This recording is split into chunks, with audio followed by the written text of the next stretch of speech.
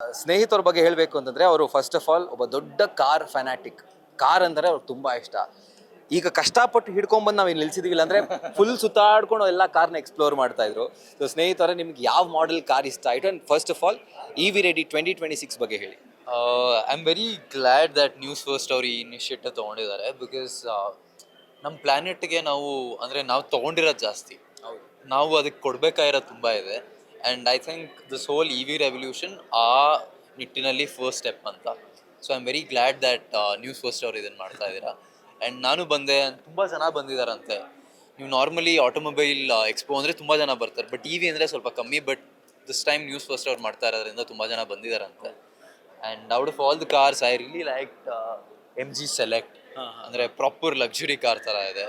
And ತುಂಬ two wheelers ಚೆನ್ನಾಗಿದೆ. So ಅಮ್ಮ she wanted two wheeler electric. So ಅವರು ಸುಮಾರು ಇದರಿಂದ ಹೇಳ್ತಾ ಇದ್ದಾರೆ ತಿಂಗಳಿಂದ ಎಲೆಕ್ಟ್ರಿಕ್ ಹೋಗೋಣ ಅಂತ. ಸೊ ಆ ಇದರಲ್ಲಿ ಅಪ್ಪ ಅಮ್ಮನಿಬ್ಬರನ್ನು ಕರ್ಕೊಂಡು